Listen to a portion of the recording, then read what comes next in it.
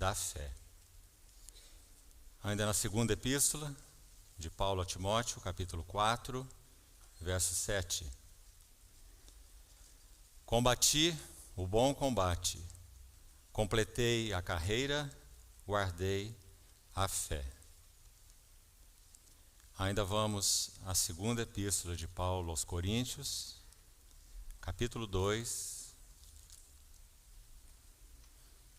verso 11. Para que Satanás não alcance vantagem sobre nós, pois não lhe ignoramos os desígnios. O termo aqui, desígnios, especificamente aponta para métodos ou ardis, ciladas. E finalmente, vamos à primeira epístola de João, 1 João, capítulo 3,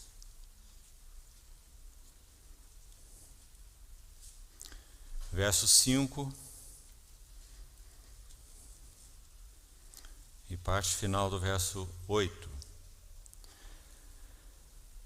1 João 3,5. Sabeis também que Ele, o nosso Senhor Jesus, se manifestou para tirar os pecados, e nele não existe pecado. Verso 8.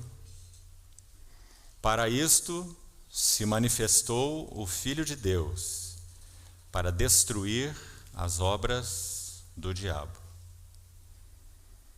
Vamos orar. Querido Pai Celestial, consideramos um privilégio imenso abrirmos Tua palavra nessa manhã e nos assentarmos aos pés de Teu Filho. Volta, te pedimos nossos olhos pelo Teu Espírito Santo para vermos algo mais das belezas, glórias, virtudes e riquezas que há em Teu amado Filho. Toma a Tua palavra nas Tuas mãos e assim também nossas vidas e esse tempo de comunhão. Triunfa e prevalece sobre todas as coisas e sobre todos nós, para que possamos realmente ouvir-te, conhecer-te, amar-te, seguir-te. Usa a Tua palavra em nossos corações, individual e coletivamente. Assim te pedimos, no precioso nome do nosso Senhor Jesus. Amém. Meus queridos irmãos, meu encargo principal para esses primeiros períodos da manhã é me deter nesse assunto do combate da fé e da carreira da fé. Vamos unir esse último termo da expressão de Paulo em 2 Timóteo 4,7, completei, combati o bom combate, completei a carreira e guardei a fé. Nós vamos unir esse último termo, essa última palavra fé, a combate e carreira. Então vamos falar um pouco sobre o combate da fé e também sobre a carreira da fé. Pretendemos fazer isso hoje, com a ajuda do Senhor, esperando nele, estudando um pouco da tentação do Senhor Jesus no deserto.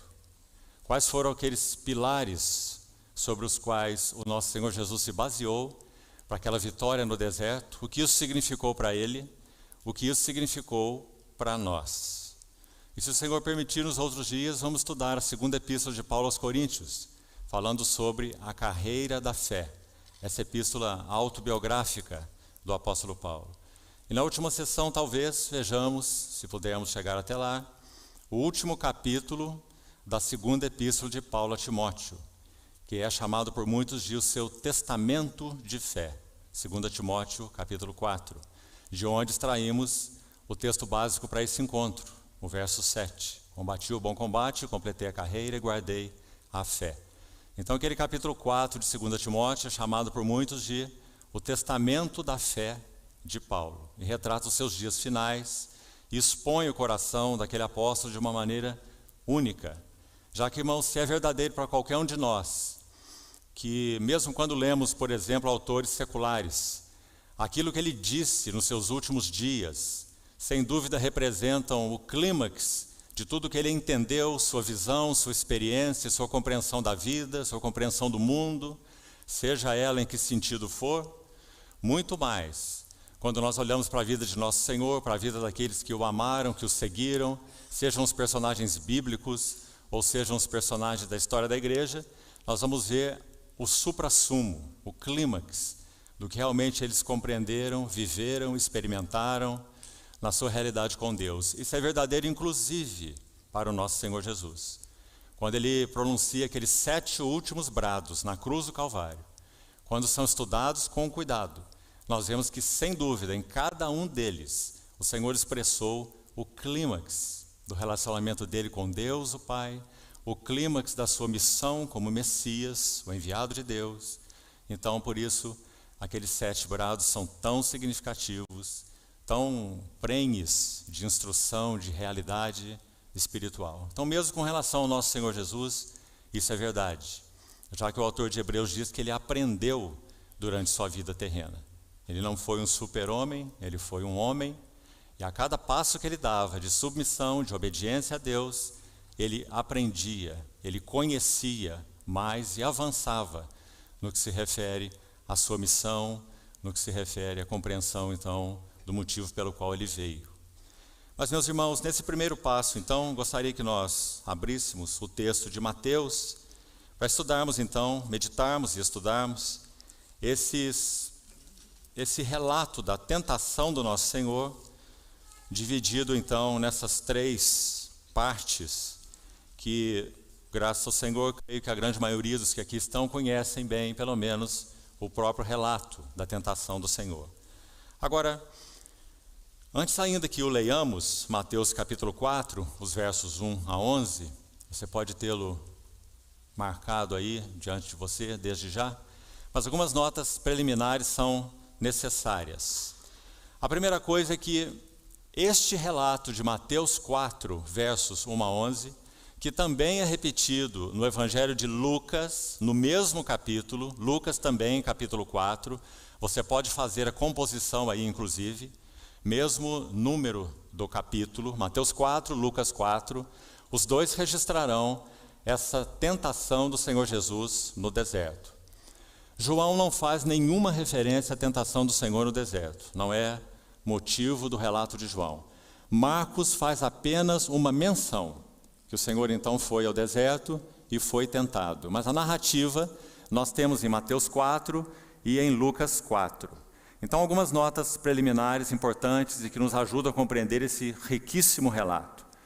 Primeira coisa é que esses relatos são autobiográficos.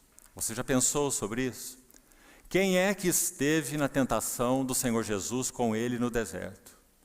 Ninguém, a não ser, no dia final, o próprio príncipe do mundo, o diabo. Mas os 2 evangelistas, Mateus e Lucas, vão nos dizer que o Senhor permaneceu 40 dias sendo tentado pelo diabo. Ele não foi apenas tentado naquele 40º dia. Ele foi tentado durante 40 dias, mas no 40º dia houve uma investida final. E essa investida final nos interessa tanto que o nosso Senhor Jesus foi quem transmitiu o relato desse 40º dia, a sua tentação, para que pudéssemos tê-lo nas Escrituras Sagradas. Então, isso não é de pequena monta. Nós poderíamos imaginar que nosso Senhor poderia, de alguma forma, ter guardado isso para Ele mesmo. Foi uma experiência dele, uma experiência única nesse 40º dia, o próprio diabo se apresentando a ele com essas insinuações, como vamos examinar, e ninguém então presente com ele, ninguém, nenhum discípulo, nenhuma outra alma, mas o nosso Senhor transmitiu o relato de sua tentação para que pudéssemos tê-lo nas Sagradas Escrituras. Então, é claro, meus irmãos, isso é de imensa importância, porque a primeira pergunta que faríamos é por que o Senhor fez isso? Por que Ele relatou o que Ele viveu nesse 40º dia, para que os evangelistas aqui o tivessem registrado? A segunda coisa, se você ler o relato de Mateus e Lucas combinados, você vai ver que há uma diferença importante, significativa. Você vai ver que no relato de Lucas, ele ele coloca a última tentação em segundo lugar, se temos como base o relato de Mateus. Então Lucas registra que o Senhor primeiro é tentado na questão do pão, manda que essas pedras se transformem em pão. Depois, no relato de Lucas, você vai ter o diabo levando o Senhor a um alto monte e mostrando a ele todos os reinos da terra e a glória deles. E por último, Lucas vai registrar o diabo conduzindo ao pináculo do templo. Essa é a ordem de Lucas. Mas essa não parece ser a ordem cronológica das tentações. A ordem cronológica, definitivamente, ela parece ser a ordem narrada em Mateus. Por quê? Por dois motivos principais. Já que essa é uma investida final no último dia, então a maneira como Mateus registrou, ela mostra um desenvolvimento, atente bem para isso, um desenvolvimento tanto na esfera quanto no significado de cada uma das tentações. Então, para que fique claro, coloquemos assim. Em primeiro lugar, o Senhor Jesus é atingido severamente no seu corpo. Manda que essas pedras se transformem em pães. Então, nosso Senhor é atingido diretamente na sua fragilidade física. Entraremos depois em mais detalhes sobre isso. Muito importante e, a meu ver, muito lindo que compreendamos isso. Ali está um homem, não um super-homem. Embora ele fosse Deus-homem, ele tem que viver como homem. Se nosso Senhor não vive absolutamente como homem, nós não teríamos redentor algum. Capítulo 2 de Hebreus, o autor vai dizer assim que em todas as coisas, Hebreus 2:17, era necessário que ele se tornasse semelhante aos irmãos. A partir, na verdade, do verso 11 do capítulo 2 de Hebreus, você terá um texto maravilhoso ali sobre a humanidade do Senhor. Convinha, assim como os filhos têm participação comum, os filhos, quem são os filhos mencionados em Hebreus? São aqueles que o Senhor falou, eis aqui estou, e os filhos que Deus me deu. Todos aqueles que foram dados a Ele pelo seu Pai Celestial, sua herança, seus filhos. Né? Aquilo que o meu Pai me deu é maior do que tudo. Ele vai dizer assim no capítulo, conforme João registra no seu capítulo 10, João 10, seu Evangelho.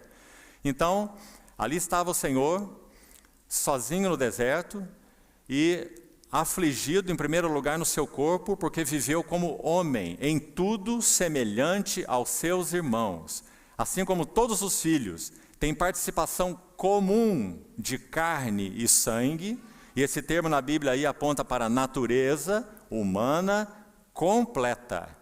Participação comum de carne e sangue, assim como todos nós, assim como todos os que são dele, assim como, na verdade, toda a humanidade. Então, destes, carne e sangue, ele igualmente participou. Veja a palavra igualmente, aí em Hebreus capítulo 2. Ou seja, em tudo o que significa natureza humana, ele participou. Ele não viveu de uma forma que fosse além da natureza humana. E à medida que estudarmos esse texto da tentação, é importante que isso fique claro para nós. Porque, meus amados irmãos, não sei qual é a sua experiência, mas pense um pouco comigo diante do Senhor. Parece que no início de nossas vidas cristãs, nós nos impressionamos muito com as epístolas, o ensino epistolar. Só Paulo, por exemplo, escreveu a metade do Novo Testamento, 13 epístolas, e mais as epístolas de Pedro e as de João e etc. E é muito bom que seja assim. São assuntos básicos, são assuntos importantes, tocam o significado de nossa vida cristã em todos os aspectos. Né? Veja a epístola aos Hebreus, a maravilha dessa epístola. Mas, na medida em que nós avançamos com o Senhor, veja se essa é a sua experiência. De algum modo, o Espírito Santo vai nos chamando a atenção mais clara, mais profunda e mais centrada nos Evangelhos. Depois de conhecermos aquilo que significam então as doutrinas, a igreja, o eterno propósito de Deus, assuntos sublimes e tão importantes, Efésios, Colossenses, Romanos, Hebreus, 4 pilares do Novo Testamento, são essas epístolas.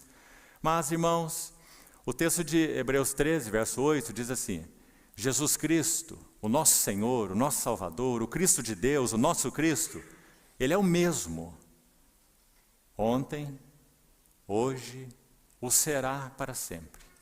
Então, quando nós fazemos a pergunta assim, quem é aquele que nós encontraremos e veremos face a face naquele dia? É aquele que 4 homens, especialmente separados pelo Espírito Santo e inspirados por Ele, foram designados, incumbidos, de registrar 4 faces de um único Salvador.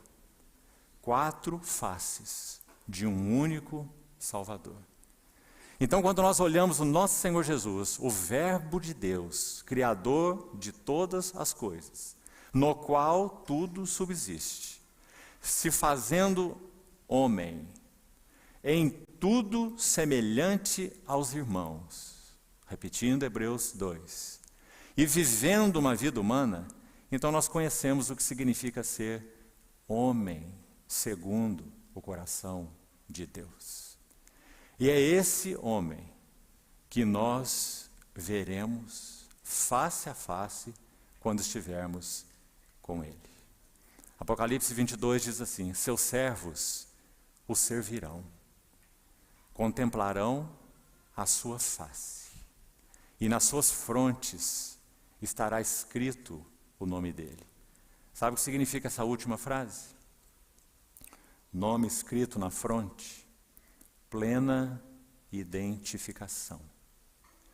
Ou seja, quando conhecemos o Cristo dos Evangelhos, que não é diferente em nada do Cristo das Epístolas, mas não é nunca exposto nas Epístolas, como o é nos Evangelhos. Por isso, meus irmãos, o Novo Testamento não poderia se abrir com as Epístolas, claro. Ele teria que se abrir com o Evangelho. E quando nós falamos os Evangelhos, é porque nós estamos falando daquele que é o Evangelho em 4 faces. E creio que você conhece isso muito bem. O Rei, o Servo, o Homem e o Filho de Deus. Mateus, Marcos, Lucas e João. Então, quando nosso Senhor vive essa vida humana, em 8 grandes crises, talvez você também já tenha ouvido algo sobre isso, sua encarnação é a primeira crise, o seu batismo no Jordão é a segunda crise, quando o Espírito desce sobre ele. A terceira crise é a que vamos nos deter, é a sua tentação. A 4ª crise é a transfiguração. A 5ª crise é o Getsêmani. A 6ª crise é a sua morte. A 7ª é a sua ressurreição. E a 8ª é a sua ascensão e entronização, juntas. Ascensão e entronização. Então aí o propósito de Deus se completa na pessoa desse Redentor, Verbo que se fez carne. 8 grandes crises. Onde elas estão? Nos Evangelhos. Então, que maravilha, nós podemos trilhar esse caminho, o caminho dos 4 Evangelhos, conhecendo algo mais das glórias, da pessoa humana do nosso Senhor Jesus. E sabe, meus irmãos, é nessa condição de homem que ele enfrenta a tentação. Então, como falávamos, o primeiro golpe é dado no seu corpo, já que ele tem um corpo humano real, palpável, frágil, vulnerável. Será que temos pensado assim sobre o Senhor Jesus? Se não temos, então precisamos corrigir nossos pensamentos, porque esse é o Cristo dos Evangelhos. É o Cristo que tem fome, sede, vulnerabilidade, angústias, sofrimentos, aflições das mais íntimas, das mais profundas. Homem. Há um só Deus e um só mediador entre Deus e todos nós os homens. É Cristo Jesus, o homem. Então ele leva esse primeiro golpe no seu corpo, um corpo fragilizado. Os 2 evangelistas vão dizer que ele teve fome, porque ele é um homem real, e enfatizando, Lucas enfatiza, ele então nada comeu durante os 40 dias. Um corpo fragilizado pela fome. Não é um super-homem passando fome. É um homem em 40 dias jejuando, sem nada comer. Então ele recebe esse primeiro golpe. Você é o Filho de Deus? Assim, sabemos que tu és. Manda que essas pedras se transformem em pão. Qual era, na verdade, a cilada, o método, o ardil, como usamos a palavra de Paulo em 2 Coríntios que lemos? Nós não ignoramos os métodos, não ignoramos os ardis de Satanás. E eles são expostos aí nessas 3 tentações de uma maneira muito clara e muito necessária que seja por nós contemplada e em nós aplicada. Então, esse primeiro golpe ele recebe no seu corpo. Por isso dizíamos que a ordem de Mateus é a ordem cronológica. Em seguida, o Senhor recebe um golpe na alma. Veja a sequência. Por que um golpe na alma? Porque ele é levado à cidade santa. Ele é levado a Jerusalém. Ele é levado ao pináculo do templo. Nós temos 3 coisas aí nessa declaração. Ele está na cidade santa, não sabemos como, talvez tenha sido algo como em um êxtase. O diabo o levou desta forma, muito provavelmente em visão.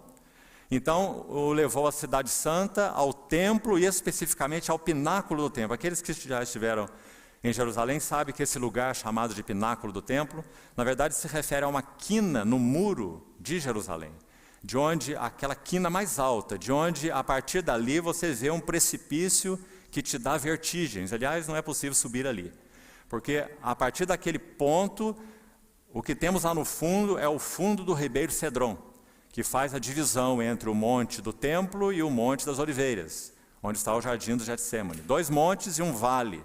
E o Ribeiro Cedron passa naquele vale. E o pináculo do templo, então, é aquele lugar mais alto, não se refere especificamente ao templo em si, mas sim nesse canto desse muro, onde, de lá, repetindo, você pode ver um abismo que, se você fosse colocado ali, talvez você não permanecesse ali. Tal seria a vertigem, um abismo, uma profundidade abissal. Então o Senhor foi levado naquele ponto mais alto, e ele pode ver a cidade santa em um relance, ele pode ver o templo em um relance, e isso provocou um golpe imenso na alma do nosso Senhor Jesus. E nós vamos ver por quê, na medida que estudarmos.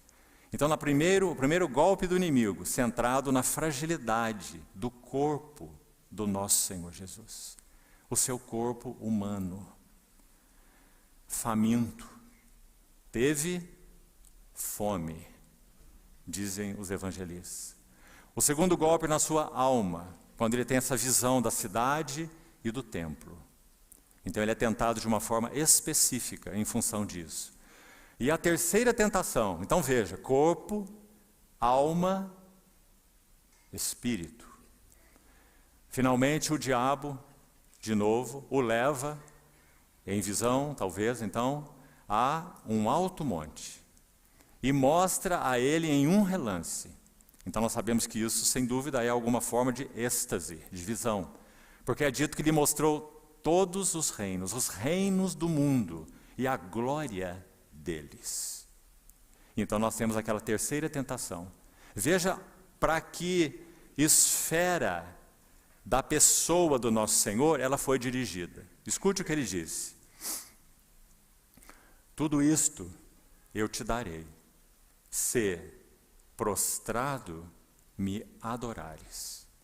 Meus irmãos, adoração é uma questão primordialmente, essencialmente espiritual. O que o Senhor disse conversando com a mulher samaritana: o Pai busca adoradores que o adorem em espírito e em realidade.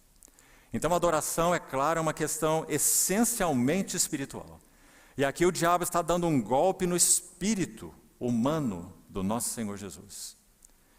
Tudo isso eu te darei, se prostrado me adorares. E quando chegarmos lá, já que mencionamos isso, vamos adiantar algo aqui. É muito impressionante o relato de Lucas, quando menciona essa mesma tentação, que ele coloca ali em segundo lugar, como nós vimos, e não em terceiro, né? Ele não apenas diz os reinos do mundo e glória deles, ele diz isso também, mas diz que o diabo disse algo específico relacionado a essa glória. E Lucas registra assim: toda será tua. Toda será tua, a glória. E Lucas faz uma referência nessa tentação que Mateus não faz. Lucas usa a palavra oikomene, quando se refere a reinos do mundo, Ele não usa a palavra cosmos para mundo, que é a mais comum. Ele usa a palavra oikomene, de onde vem nossa palavra economia, oikomene. Então o diabo deu um golpe no espírito de nosso Senhor, mostrando os reinos do economy, da economia. O que então nessa visão provavelmente o Senhor Jesus tenha visto? Qual era o centro, o cerne, a beleza, a glória da economia no tempo do nosso Senhor? O Império Romano, é claro. Então, de alguma maneira, foi essa a glória que foi apresentada para o Senhor Jesus. Os reinos do mundo, a glória desse economy, o economy, foi apresentada ao nosso Senhor. E o inimigo disse: toda será tua, se prostrado me adorares. Então, um golpe no corpo, um golpe na alma e um golpe no espírito. Esse é o motivo pelo qual cremos que a ordem cronológica das tentações está em Mateus e não em Lucas, já que Lucas não se preocupou com a questão cronológica. Mas há mais um motivo. O motivo é que quando o inimigo leva o Senhor a esse alto monte, a última tentação, e faz essa proposta a ele, nós sabemos como o nosso Senhor responde: só ao Senhor teu Deus adorarás, e só a Ele servirás. E então nosso Senhor diz, nesse contexto, Ele disse: arreda-te, que literalmente significa vai-te. Se o nosso Senhor tivesse experimentado essa tentação em segundo lugar, quando Ele desse a palavra definitiva, vai-te, será que o inimigo teria ainda uma outra investida sobre ele? Ou seja, a palavra vai-te agora, arreda-te. A ideia é, vá para trás, ou vá para longe. Essa é uma palavra autoritativa do nosso Senhor Jesus, porque o assunto está terminado.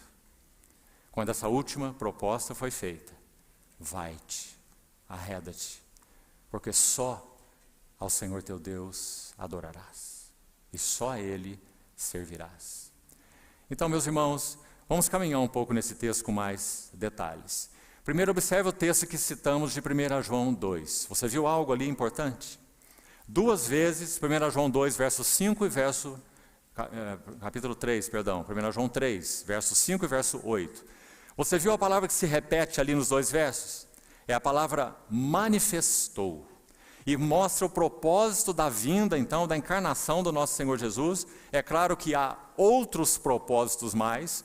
Por exemplo, Ele veio para cumprir um plano eterno, um propósito eterno que estava no coração do Pai. Isso não está dito aí em 1 João 3, certo? Então, neste contexto de 1 João 3, a palavra manifestou, localize aí novamente, aparece duas vezes e mostra dois dos vários propósitos da vinda do nosso Senhor Jesus, da encarnação do Verbo. O verso 5 diz assim, que Ele se manifestou para tirar os pecados. 1 João 3,5. Então esse é um dos propósitos da encarnação do Verbo. Não é o único e nem é o principal, mas é um dos propósitos. O Verbo se fez carne também para tirar os pecados. Agora, olha o verso 8 com atenção, que nós já lemos. Final do verso 8. Para isto se manifestou o Filho de Deus. Ou seja, mais um propósito então. E agora João foi específico. E o que ele disse? Para destruir as obras do diabo. Não é uma maravilhosa declaração? Porque, meus queridos irmãos e irmãs, o diabo estava operando, há pelo menos, no que concerne à esfera terrena, 4.000 anos. Quando João escreveu esse versículo. Pelo menos 4.000 anos de operação na natureza humana. Desde o primeiro casal que caiu, e a partir dali em todos os homens, e na sociedade, e sendo aquele que domina o espírito da era, como Paulo chama em Efésios 2, né? Debaixo do qual todos os homens, sistemas, política, economia, sociedade, todos estão. Por isso ele é o príncipe do mundo. Mas então, quando o Verbo se faz carne, nós temos essa maravilhosa declaração. Para isto se manifestou o Filho de Deus, para destruir as obras do diabo. E sabe o que nós temos em Mateus 4? no relato da tentação do Senhor? O começo da destruição das obras do diabo. Porque aquele que alcançou lugar no coração mesmo do homem, através da queda do primeiro casal. Eu nasci em pecado e em pecado me concebeu minha mãe. Eu sei que em mim, isto é, na minha carne, não habita bem algum. Mas para isso se manifestou o Filho de Deus, para destruir as obras do diabo. Então agora nós temos um outro homem, à semelhança de Adão, em tudo feito homem, em todas as coisas semelhante aos irmãos, e se aproxima dele o mesmo que se aproximou do primeiro casal. É claro, meus irmãos, muito claro na palavra de Deus, que Satanás é considerado o soberbo com S maiúsculo. Eis o soberbo, sua alma não é reta nele. Ele foi julgado inicialmente como anjo de luz, um guardião ungido que era, por causa de sua soberba. Sendo um ser livre, não só livre, mas glorioso, uma criatura gloriosa, um anjo de luz, no jardim de Deus, uma esfera privilegiada de relação com aquele que é o resplendor da glória, o nosso Senhor Jesus, o Verbo eterno. Ele de alguma maneira concebeu em si, como um ser criado livre que era, almejou a glória única daquele que é o resplendor da glória. Esse fato em si mesmo já é uma loucura. Como poderia uma criatura, um ser criado, então uma criatura, comportar em si a glória que é do próprio Criador?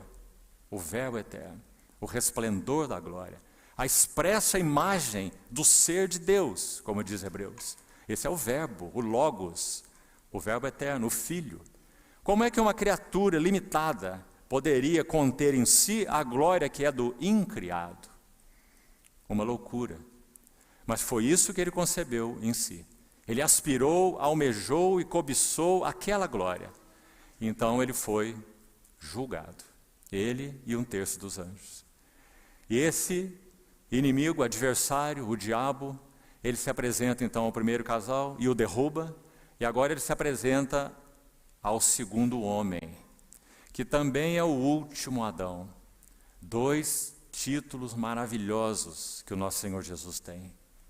Ele é o último, porque toda aquela herança maldita que foi recebida através do primeiro homem que recebeu o golpe e caiu, ela seria agora aniquilada na pessoa do último Adão.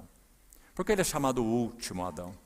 Porque ele é em tudo semelhante aos homens, por isso Adão, mas ele é o último, porque ele trará um fim nele mesmo de toda aquela herança significada pela queda desse primeiro homem. Então ele é o último da raça decaída.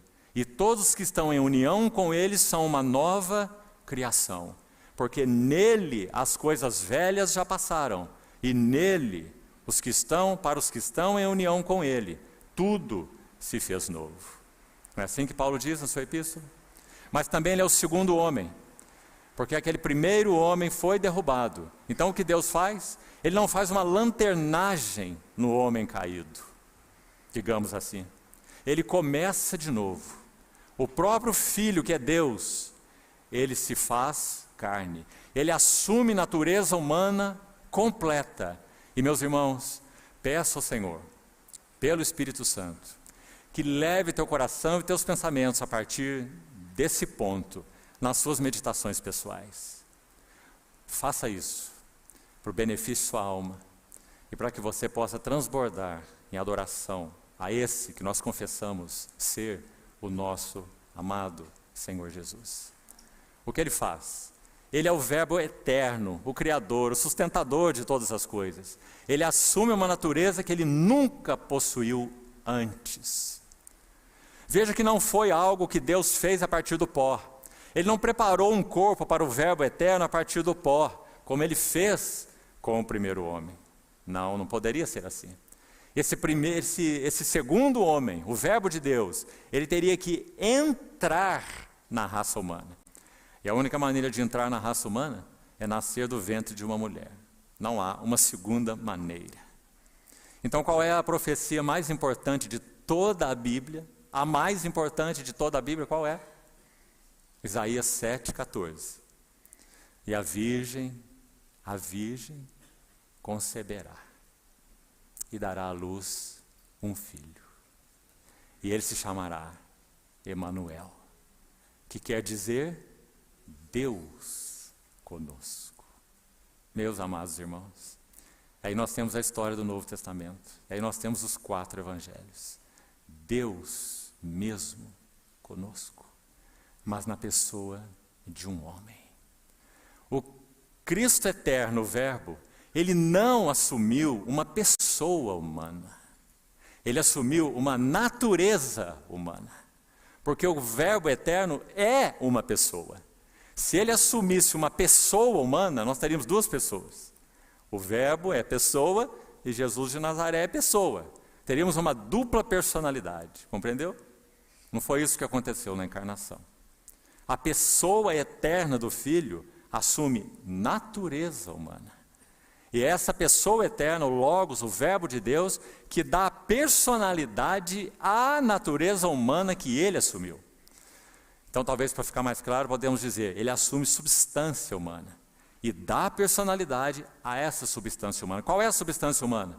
Espírito humano, alma humana, corpo humano. E dá personalidade a ela. Então, quem é a pessoa do Deus homem? É o Verbo eterno, que revela tudo que Deus é. Quem me vê a mim, vê o Pai. Porque eu e o Pai somos um. Então ele vive uma vida humana, com tudo que isso significa. Ah, irmãos, que maravilha seguir os passos dele nos evangelhos. Que maravilha ver essa combinação de divindade e humanidade, sem que se misturem, sem que uma ultrapasse a outra. E quanto à tentação, nos detalhes que vamos estudar, nosso Senhor Jesus as enfrenta absolutamente como homem. Deixe-me dar mais um detalhe ainda inicial para você.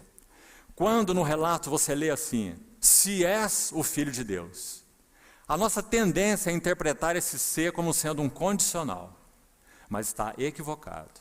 Esse ser não é um condicional. Esse ser traz, assim como em muitos outros textos, versículos do Novo Testamento, esse ser traz a ideia do porquê, uma afirmação. Por exemplo, Paulo escrevendo aos Colossenses, ele diz assim, se morrestes com Cristo para os rudimentos do mundo. Paulo está colocando uma condicional aí, ele está dizendo, será que vocês morreram? Será que vocês não morreram? Não é? Se morrestes com Cristo para os rudimentos do mundo. Então, por que vos sujeitais a ordenanças? Colossenses capítulo 2, verso 20. À frente, no capítulo 3, ele diz, se fores ressuscitados com Cristo. É condicional isso? Ele está dizendo, será que vocês foram? Será que vocês não foram? Ele está dizendo, por que vocês foram? Por que vocês morreram com Cristo? Não se sujeitem a ordenanças. Por que vocês foram ressuscitados juntamente com Cristo? Então pensai nas coisas do alto, onde Cristo vive. Está compreendendo? Então quando o inimigo diz, se és o Filho de Deus, ele não está tentando colocar uma dúvida no coração do nosso Senhor Jesus. Isso seria o próprio absurdo. Porque já que no Jordão, o que foi que a voz do céu disse a ele? Tu és o meu Filho amado, e em ti eu tenho todo o meu prazer. Então o que o inimigo está dizendo é, porque tu és o Filho de Deus? Então, entremos aí desde já nessa primeira tentação. O inimigo vai dizer assim, em outras palavras, de que vale a tua filiação, se você não pode fazer provisão para você mesmo? Compreendeu o alcance da primeira tentação? Compreendeu, irmão, qual é o foco da vida humana desde que o primeiro homem caiu? Faça provisão para você mesmo.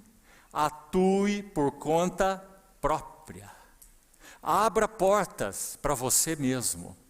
Meus queridos irmãos, todo o cerne dessas 3 tentações, por favor, registre isso, para que se você esquecer tudo mais que for dito aqui, você guarde isso. Todo o cerne dessas 3 tentações tem 2 palavras como sustentáculos. A primeira palavra, dependência. A segunda palavra, confiança. Nós vamos ver à medida que estudarmos os 3 golpes do inimigo sobre o Senhor Jesus. Ele quer atuar, ele quer quebrar a dependência do homem Jesus no seu Pai. Ele quer quebrar a confiança do homem Jesus em seu Pai. Agora faça a pergunta para você mesmo. Em que se resumem todas as insinuações do maligno para conosco? Em todas as insinuações de nossa própria carne para conosco? Nossa carne que peleja contra aquilo que é do Espírito em nós. Quais são os 2 sustentáculos? São esses mesmos. Para quebrar a nossa dependência do Senhor e para quebrar a nossa confiança no Senhor. Então, quando o inimigo faz essa sugestão para que ele transforme pedra em pão, ele fez antes uma afirmação.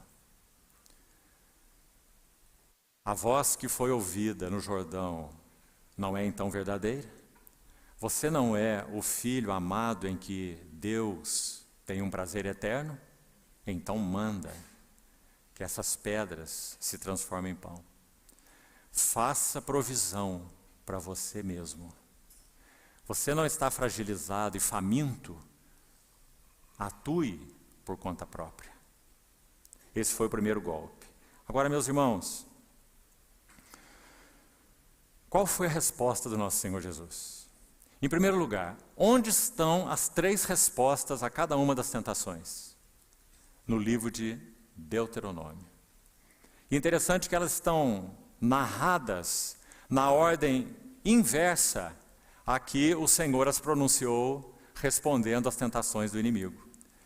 Esse texto manda que essas pedras se transformem em pão, essa insinuação do inimigo, respondida pelo Senhor: não só de pão viverá o homem, mas de toda palavra que procede da boca do Senhor, disso viverá o homem. Esse texto está em Deuteronômio 8, verso 3. A próxima tentação, quando o Senhor é colocado no pináculo do templo, a resposta do Senhor está em Deuteronômio 6, 2 capítulos atrás, no verso 16, depois vamos examinar. E a terceira resposta do Senhor, quando ele é colocado no alto monte e os reinos do mundo apresentado a ele, a resposta do Senhor está de novo em Deuteronômio 6, mas agora no verso 13. Então nós temos como que um andar para trás aí. Mas olha o que há de lindo e importante nessa primeira resposta.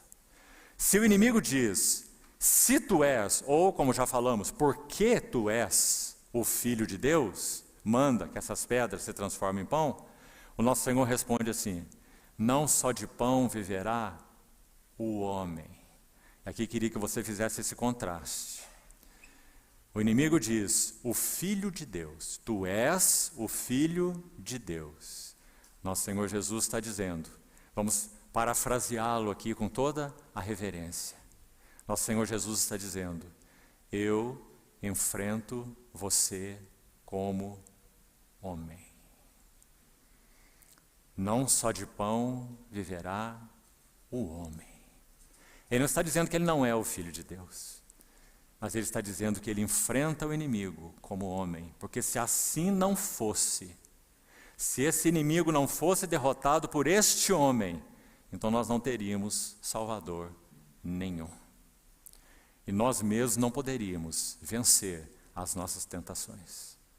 Então, esse contraste muito significativo. Nosso Senhor apontar para a humanidade dele. Não só de pão vive o homem. Porque ele não pôde dizer se ele é Deus-homem. Porque ele não diz não só de pão vive o Deus-homem. Ou não só de pão vive o Filho de Deus. Ou não só de pão vive o Filho do homem. Não é? Mas ele aponta para a própria humanidade dele. Não só de pão vive o homem. Nosso Senhor enfrentou o diabo como um homem em plena dependência de Deus. Aí está a diferença.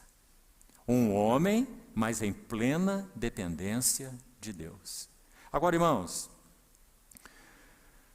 o que há mais nessa resposta do nosso Senhor? Você quer consultar Deuteronômio 8, por favor?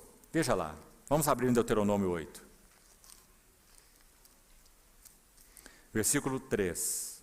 O contexto é muito significativo porque é um relato da jornada do povo de Deus no deserto, pela boca de Moisés, pela segunda vez. Deutero significa segundo, no grego, né? No caso aqui. A palavra é grega e não hebraica. Deuteronômio. Deutero segundo, nomos, lei. Na verdade, esse texto, o livro de Deuteronômio, na língua hebraica, o título dele, na Torá, é Estas Palavras. É o título desse livro original, na Torá. E aqui foi dado o seu título grego, né? Deuteronômio, segunda lei, ou seja, uma rememoração daquilo que já havia sido falado, agora para a segunda geração, que é a geração que entraria na terra de Canaã, já que todos seus pais ficaram prostrados no deserto. Então, olhe por favor Deuteronômio 8, vamos lá. Verso 2.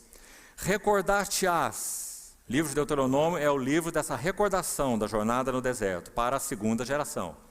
Recordar-te-ás de todo o caminho pelo qual o Senhor teu Deus te guiou no deserto, estes 40 anos, para te humilhar, para te provar, para saber o que estava no teu coração, se guardarias ou não seus mandamentos. Ele te humilhou e te deixou ter fome. Nós vamos fazer um pequeno contraste aqui entre o povo no deserto e Cristo no deserto. Cristo no deserto, depois de jejuar 40 dias, veja inclusive a semelhança do 40, já que 40 na Bíblia, sempre significa um período de provas e de testes. 40, sempre. Então o povo 40 anos no deserto, Senhor Jesus 40 dias no deserto. O povo teve fome, o Senhor Jesus também teve fome. Mas qual foi a reação do povo no deserto com fome? E qual foi a reação do Senhor Jesus no deserto com fome? E a diferença, irmãos, é tão significativa que é o motivo mesmo da queda e reprovação deles e o motivo mesmo da vitória do nosso Senhor Jesus. No mesmo assunto, o pão. Então vamos lá, seguindo, verso 3. Ele te humilhou e te deixou ter fome, e te sustentou com o maná, que tu não conheceste, nem teus pais o conheceram, para te dar a entender que não só de pão viverá o homem, mas de tudo o que procede da boca do Senhor, disso viverá o homem. Não é importante considerarmos que essas foram as primeiras palavras do ministério terreno do nosso Senhor Jesus? Você já atentou para isso? Quando nós vamos ver o primeiro abrir da boca desse homem, após o batismo, é claro. Antes do batismo ele disse algo para João Batista, né? Mas depois que ele foi batizado, os céus se abriram, a voz testificou do céu quem era ele, o Espírito Santo desceu sobre ele em forma corpórea de uma pomba. Nós temos então a primeira palavra do ministério do nosso Senhor Jesus, ungido então, batizado no Jordão e ungido pelo Espírito Santo. E qual foi a sua primeira palavra? Não só de pão viverá o homem, mas de toda palavra que procede da boca do Senhor. Um homem em plena dependência de Deus, como já falamos, fragilizado pela fome e vivendo do pão celestial, a palavra de Deus. Agora, por que é dito nesse verso 3 que os pais dessa geração do deserto, olhe de novo, Deuteronômio 8:3, não conheceram esse maná, descrito no início do verso, e nem a primeira geração que está ouvindo essa palavra. O maná que tu não conheceste, está vendo? E nem teus pais o conheceram. Em que sentido será? Já que tanto eles, a segunda geração, quanto seus pais, comeram o maná. Então, em que sentido eles não conheceram? Então, parece muito óbvio que esse não é no sentido literal. O sentido literal é impossível. Eles comeram esse maná, eles conheciam esse maná. Mas qual é o sentido desse versículo? Qual é o sentido que o Senhor o aplicou quando foi tentado pelo diabo? Ele está dizendo que o verdadeiro pão que sustenta a vida do homem é a palavra de Deus. Foi isso que eles não conheceram. Por isso, meus irmãos, um detalhe interessante aqui, nós não teremos tempo para tudo, mas se você ler Êxodo 16, eles passam o mar no capítulo 14, Moisés tem o seu cântico no capítulo 15, em Êxodo 16 o Senhor vai sustentá-los com maná. Quando eles clamam por carne, mal saíram do Egito, já estão com saudade das carnes, dos pepinos, dos alhos, dos peixes, das cebolas, quase tudo que é fedorento eles têm saudade, né? E mal saíram do Egito. Então, quando eles chegaram nesse ponto, você lembra o que aconteceu? O Senhor então manda codornizes para sustentá-los, não é? Fazendo um resumo do relato. Veja que interessante, o Senhor é condescendente com eles. Ele poderia não ser, não é? Vocês agora estão iniciando uma nova fase, um novo treinamento. Nada de Egito, nada de carne. Esqueçam isso.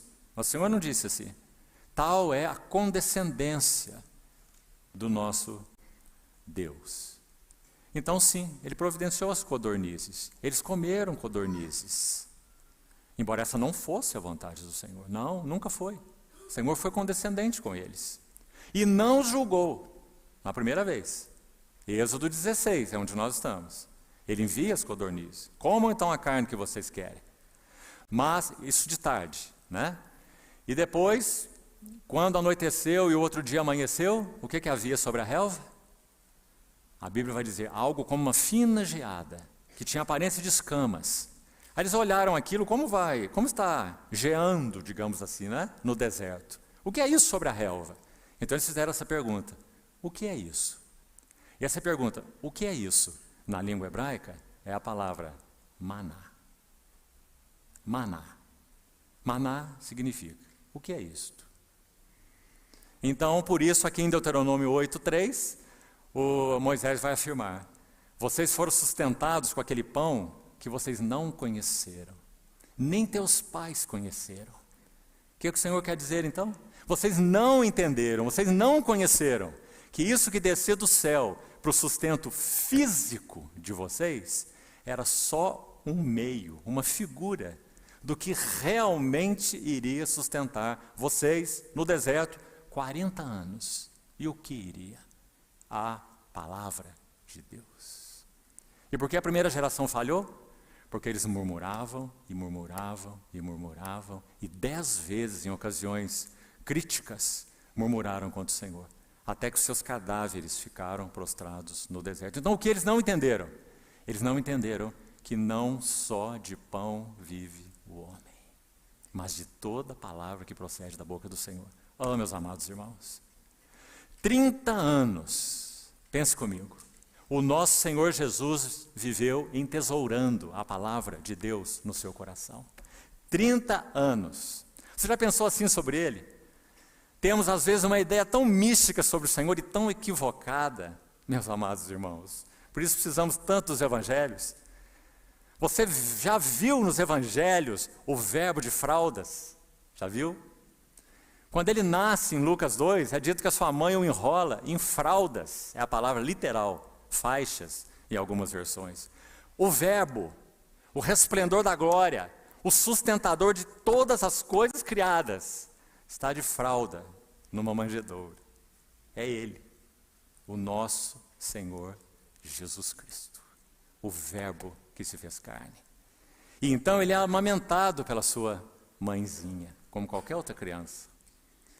E ele cresce até que Lucas faz um registrozinho maravilhoso da vida dele, que ninguém faz, quando ele chega aos 12 anos. Primeiro é dito quando ele era ainda um menino, ele crescia em sabedoria, crescia em estatura, crescia em graça, ele se fortalecia, não é? Primeiro, Lucas vai dizer. Depois, aos 12 anos, ele crescia em sabedoria, crescia em estatura, crescia em graça. Aos 12 anos, ele já demonstra uma consciência messiânica. A mim me cumpre cuidar dos negócios de meu pai. Que passagem maravilhosa. Ele não está dizendo os negócios da carpintaria. A carpintaria não estava nem em Jerusalém, estava lá em Nazaré, não é? E o pai dele agora estava em Jerusalém, com a mãe dele, com os outros nazarenos daquela comitiva. Ele diz, a mim me compete cuidar dos negócios de meu pai. Imagina José ouvindo isso. José nem falou nada, não é? O que José poderia falar? Ah, meu filho, então, por causa disso mesmo, vamos voltar para Nazaré, nossa carpintaria está lá. Não é? Não.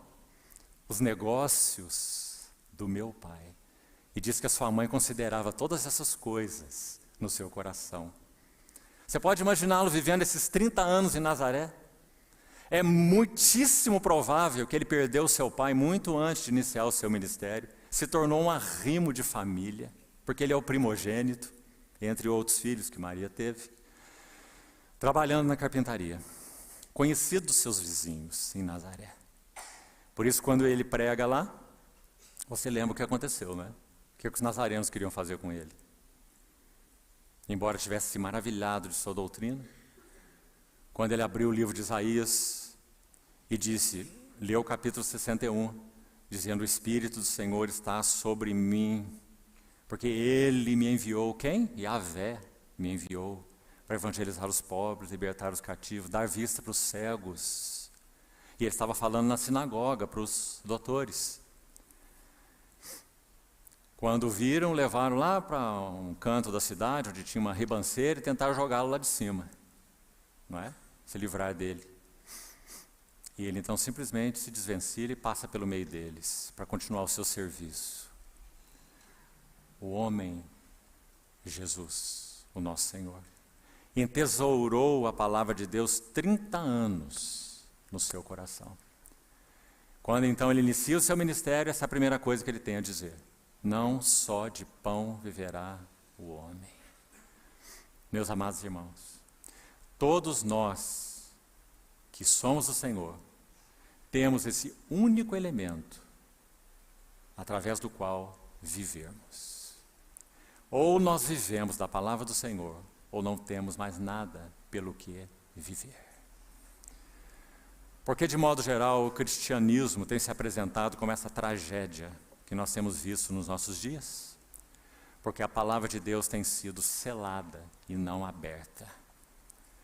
Porque nos púlpitos nós temos entretenedores e não profetas. Não só de pão viverá o homem, mas de toda a palavra que procede da boca do Senhor. Salmo 40 é um salmo profético, se você quiser consultar aí. Salmo 40, de 6 a 8, o salmista vai dizer assim, sacrifícios e ofertas não quiseste, nem holocaustos e oblações pelo pecado, nem com isso te deleitastes. Então disse eu, eis aqui estou, no rolo do livro está escrito a meu respeito. Dentro, finalmente o verso 8 do Salmo 40, agrada-me fazer a tua vontade, ó meu Deus, e dentro do meu coração está a tua lei. Lei, nos Salmos, é uma outra palavra intercambiável com o termo palavra. Então, todas as vezes que você ler lei, mandamento, ordenança, significa uma coisa só, preceito, se refere a uma única coisa, a palavra de Deus. Então o Senhor está dizendo, dentro do meu coração está a tua palavra. 30 anos entesourando essa palavra. Agora olhe mais um detalhe ainda. Tanto no relato de Mateus quanto de Lucas, Mateus 4 e Lucas 4, quando o Senhor usou essa expressão, não só de pão vive o homem, mas de toda palavra, esse termo palavra, ali nos relatos de Mateus 4 e Lucas 4, é rema, não é logos, que são as duas palavras no grego que nós temos para o termo palavra. Então o que é logos? Logos é uma palavra já declarada, uma palavra já expressada, uma palavra escrita especialmente. Isso é logos. Agora o que é rema? Rema se refere mais a um discurso, uma palavra que é falada ou refalada. Então, basicamente, nós poderíamos dizer que logos é uma palavra escrita e rema é uma palavra falada. Basicamente, essa é a diferença. Então, qual foi o termo que o Senhor escolheu para usar aí respondendo ao inimigo?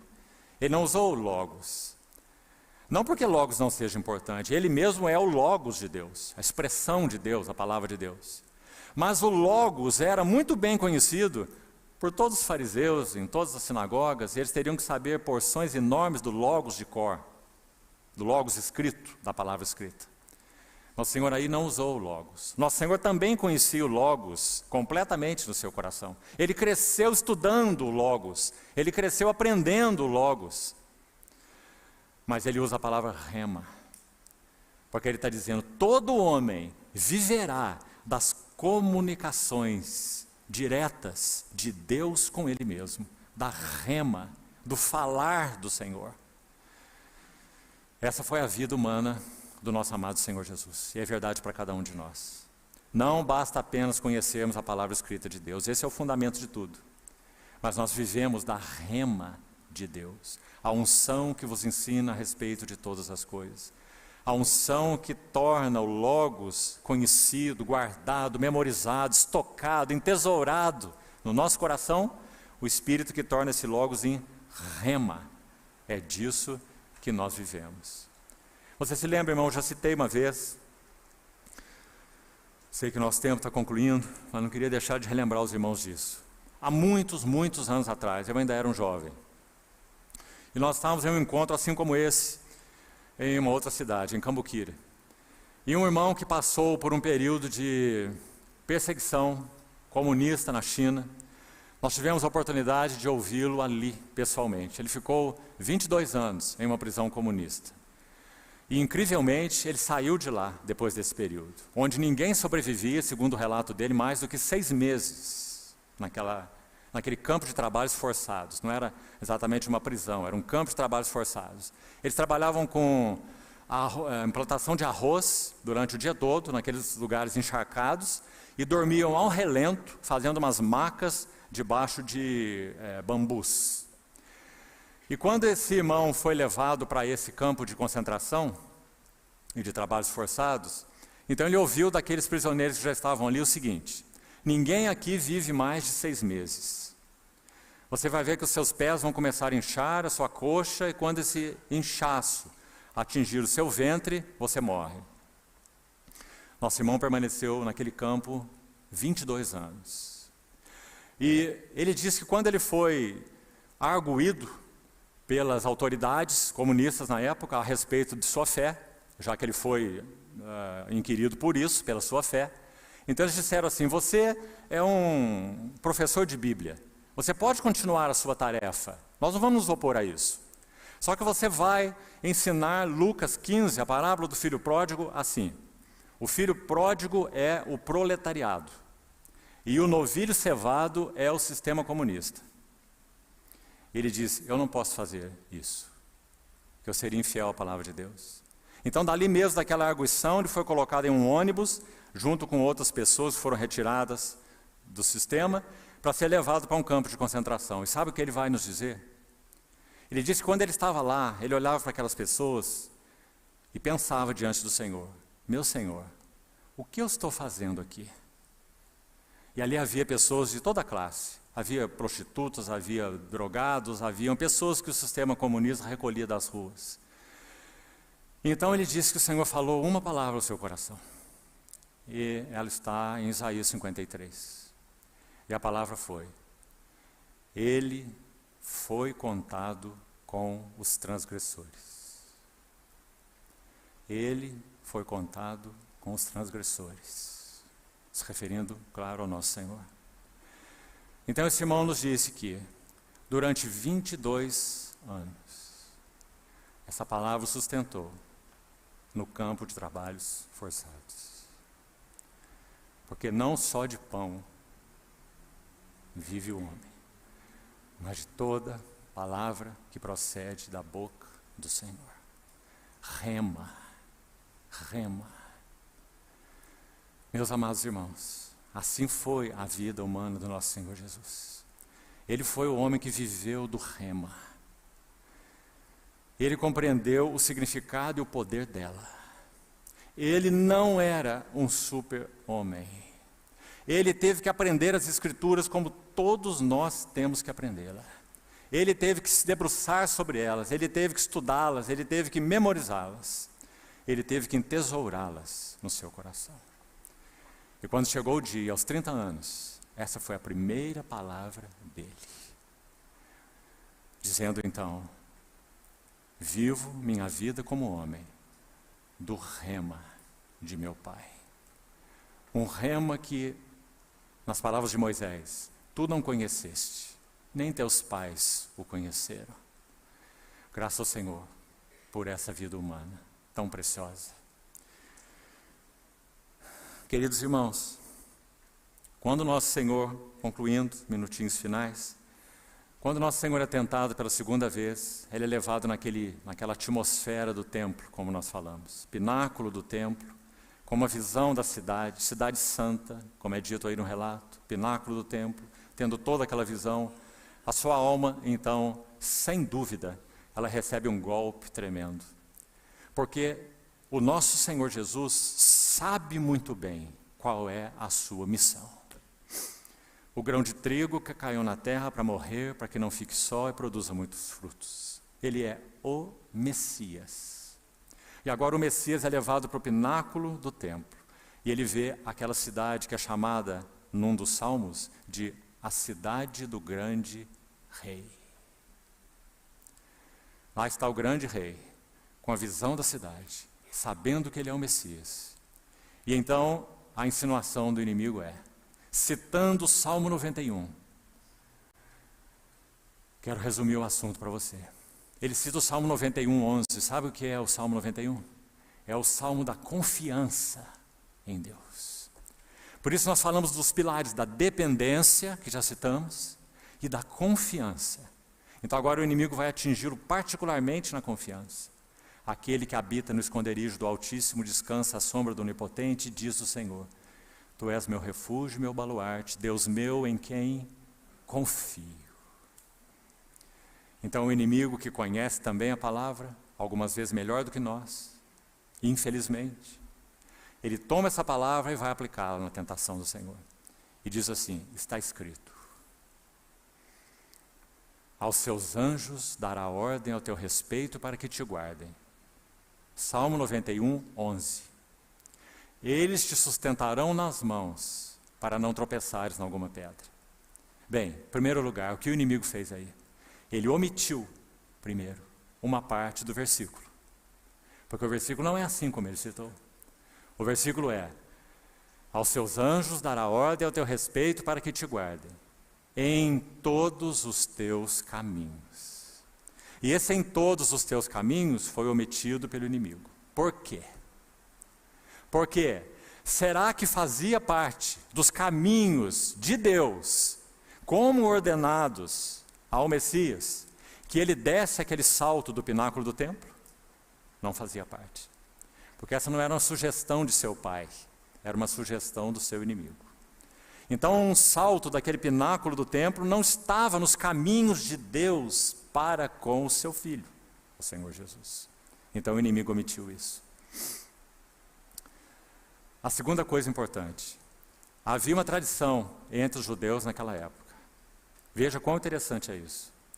Que o Messias, tradição, apenas tradição, o Velho Testamento nunca disse isso, mas isso era consolidado entre eles, como muitas coisas não bíblicas eram consolidadas entre eles, puro misticismo, mas era consolidado entre eles, que quando o Messias se revelasse, ele faria algo espetacular e extraordinário, para convencer a todos que ele era o Messias.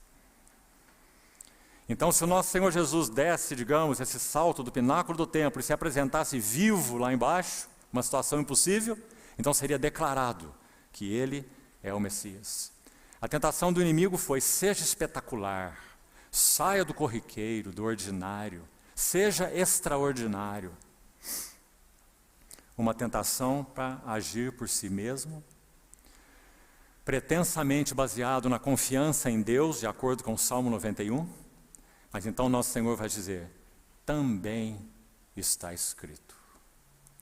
Esse está escrito e também está escrito é tão importante porque que lição nós temos para nós, inclusive, aí.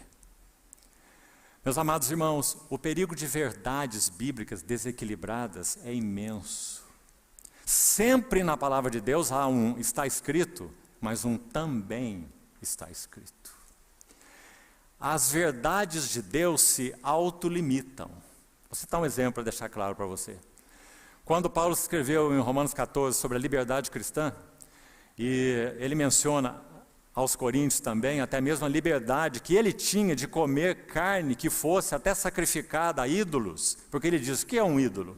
Um ídolo de si mesmo? Não é nada, ele diz, nada é. Há um só Senhor. E assim nós cremos. Mas ele diz que se esse comer trouxesse escândalo à consciência de um irmão, então ele estaria pecando. O que ele está ensinando? Em Romanos 14 isso é tão claro. Ele está dizendo que a liberdade cristã, que é uma verdade maravilhosa, que é nossa, que temos, que possuímos o Senhor, todos nós temos liberdade dentro daquilo que não ofende ao Senhor. Nossa liberdade cristã é total. Mas a nossa liberdade cristã sempre será, ou deveria ser, limitada pelo amor cristão. Então, pelo amor cristão, eu não vou comer carne sacrificada aos ídolos, se isso houver uma possibilidade de ofender a consciência de algum irmão. Porque o amor cristão vai limitar a minha liberdade cristã. Está escrito, mas também está escrito. A soberania de Deus é uma verdade maravilhosa na Bíblia. Mas se você for enfático demais no assunto da soberania de Deus, às expensas da responsabilidade do homem, você vai cair e vai levar outros a viver uma vida libertina.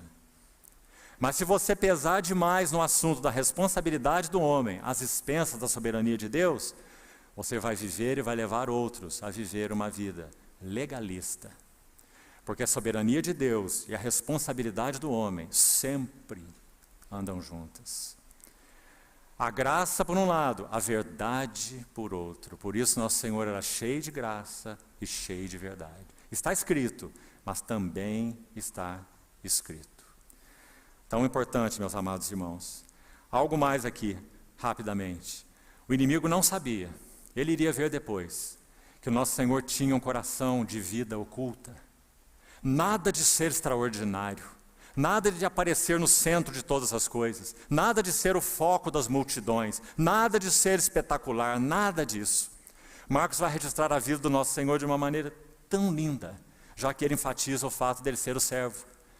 Em Marcos 1 diz que ele acorda cedinho pela madrugada, depois de um dia anterior exaustivo, lá na sinagoga pela manhã, tratando com o endemoniado, à tarde curando a sogra de Pedro, mas no fim do dia um monte de pessoas na porta da casa de Pedro, em Cafarnaum, para serem curadas pelo Senhor. Um dia extenuante, nosso Senhor vai dormir, acorda de madrugada, vai dormir na casa de Pedro, e ele acorda de madrugada sem ninguém ouvir nada. Não é como muitos de nós que acordam, começa a bater louça, abre a cortina, tira a coberta do outro, né? O nosso Senhor acordou de uma maneira tão secreta que nem o Pedro, que estava colado nele o tempo todo, o viu. E nosso Senhor saiu secretamente pela madrugada e foi orar. Marcos 1, depois você lê o relato. Sabe quem aparece lá? No lugar solitário onde o Senhor estava? Pedro e os outros discípulos. Porque eles estavam procurando o Senhor e não encontravam. Então eles encontraram o Senhor e disseram assim para ele: Mestre, todos te buscam. Como que dizendo, o que você está fazendo aqui nessa hora da madrugada? Como que escondido aí? Ontem nós tivemos um dia maravilhoso, demônios expulsos, a sogra de Pedro curada, muitos outros que foram apostos na porta da casa, e agora o Senhor está aqui meio que escondido. Sabe como o Senhor responde? Vamos às pequeninas aldeias, porque foi para isso que eu vim. Nada de extraordinário, nada de espetacular. A tradução de Marcos é: vamos para os povoadozinhos. Pedro e os outros não queriam não. Queria que ele ficasse em Cafarnaum, mostrando a sua extraordinariedade. Mas ele disse, vamos para os povozinhos. E essa frase tão especial ali: foi para isso que eu vim. Graças ao Senhor. E por último, irmãos, nosso tempo já se foi, me perdoem por alongar mais. Rapidamente sobre a outra. Quando o Senhor é levado nesse alto monte pelo diabo, e os reinos do oikomenê, do mundo, da economia, a glória são mostradas a ele, ele recebe um golpe agora no seu espírito. O texto de Isaías 9, que você deve conhecer muito bem: um menino nos nasceu, um filho se nos deu, o governo está sobre os seus ombros, seu nome será maravilhoso, conselheiro, Deus forte, Pai da eternidade, príncipe da paz, para que se aumente o seu governo, venha a paz sem fim. Lembra-se do texto? Então, quando você lê esse texto à luz da tentação do Senhor, você compreende o que o inimigo estava fazendo. O inimigo estava como que dizendo: você é o Messias, você não é o Messias. Você não é aquele que Isaías disse ser o príncipe da paz. Você não veio com a missão de abençoar a humanidade, não é para isso que você veio. Então todos esses reinos eu te darei para que você cumpra a sua missão, para que você abençoe a humanidade com paz, para que você mostre a eles então quem que você é e para o que você veio, porque você é o Messias. Te darei todos os reinos do mundo e a glória deles, se prostrado me adorares. Um golpe no espírito do nosso Senhor Jesus. Mas sabe o que ele sabia muito bem? O texto de Isaías 9:7 ainda não terminou. Quando o texto termina, é dito assim: o zelo do Senhor dos Exércitos fará isto. Então ele não assumiria esses reinos ali por meio de um atalho. Ele sabia que ele assumiria o seu lugar de governo sobre todos os reinos do mundo. Apocalipse 12 vai dizer: o reino do mundo se tornou do nosso Senhor e do seu Cristo. Lembra-se? Apocalipse 8. E ele reinará pelos séculos dos séculos. Mas ele sabia que ele iria assumir esse reino pelo caminho da cruz. Então ele vai dizer: somente ao Senhor teu Deus adorarás, e só a Ele servirás. Nenhum atalho. Ele assumiria o reino pelo caminho da cruz. Meus irmãos, então, quando essas tentações concluíram, sabe o que fica claríssimo para nós, além de tantas coisas? O amor de Deus era o cerne da vida desse homem, Jesus de Nazaré, o nosso Redentor. Podemos dizer que, na primeira tentação, esse amor de Deus para com ele, o amor do Pai por ele, e ele vai dizer mais tarde, registrado por João: o Pai ama o Filho. O Pai ama o Filho. Podemos dizer que na primeira tentação, o amor de Deus para com ele foi tocado da seguinte maneira: Deus é bom, seu amor me suprirá. Sem que essas pedras precisem ser transformadas em pão e que eu faça provisão para mim mesmo, nosso Senhor nunca fez provisão para si mesmo. Todos os milagres que ele fez foram provisões para outros, ou meios para alcançar outros. Nunca fez provisão para si próprio, porque se ele fizesse, ele estaria usando poderes divinos para viver vida humana. E se ele usasse poderes divinos para viver vida humana, ele não viveria como homem. Compreendeu, irmão? Então vasculhe os evangelhos e veja uma única ocasião em que o Senhor tenha feito algo usando seu poder divino para prover a si mesmo. Nunca. Porque ele viveu como homem. Eventualmente, segundo a direção de seu Pai, ele usou poderes divinos para prover a outros. E nunca a si mesmo. Então, na primeira tentação, Deus é bom e seu amor me supre. Na segunda tentação, Deus é fiel e seu amor me guarda. Ele não teria que tentar a Deus saltando daquele pináculo do templo. E na terceira tentação, Deus é suficiente e o seu amor me basta. Nada de reinos do mundo e glória deles por um caminho que não fosse o caminho de Deus para ele, o caminho da cruz. Vamos então orar.